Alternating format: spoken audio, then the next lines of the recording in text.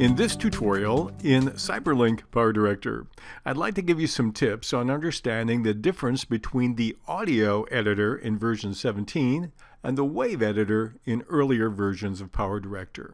The first big difference is the audio editor in the new version has very little in the way of controls at the top in the toolbar. You have a redo and you have an undo. That's it. As opposed to the wave editor in the earlier program, which has all these tools.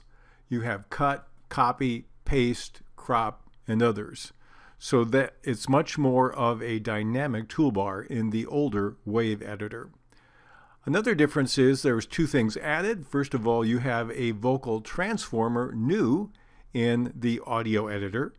And when you click on it, you see the options to change the pitch and timbre. You have several defaults such as man, woman, child, and robot to change the sound of voices. That's a new feature. Another new feature is it's added a feature called echo. And this gives you a way in which you can use an equalizer along with a time delay and feedback in order to create an echo. That's another new feature. But what's omitted? Those two are new items, but there are 4 items that are no longer there in the audio editor. First of all, you do not have a boost. In the former version, the wave editor, you had a boost. You could boost it from 0 decibels all the way up to 12 decibels. That's not there in audio editor. You also do not have a fade control in the audio editor as it currently exists. That's one where you can change the initial and ending volume by percentages, but you can fade in other ways, so that's not a big deal. The third thing you don't have is something to generate silence. There was a rather odd control in the wave editor that allows you to generate silence for a given number of seconds. Also, they've not added or included a reverse, so you don't have the opportunity to reverse the audio in PowerDirector, at least using that tool.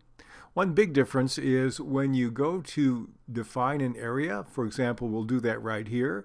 Let's apply an effect to only this area. Very easy to drag and drop just like before. Let's try the vocal transformer. We'll use a robot and then we'll go ahead and apply that. We find that pitch is 0, timbre is 1/2, and now it's changed that.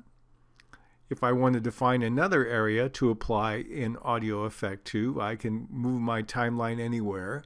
I can stretch the little marker to the left or right to define the particular area that I want to edit apart from the rest of the audio track.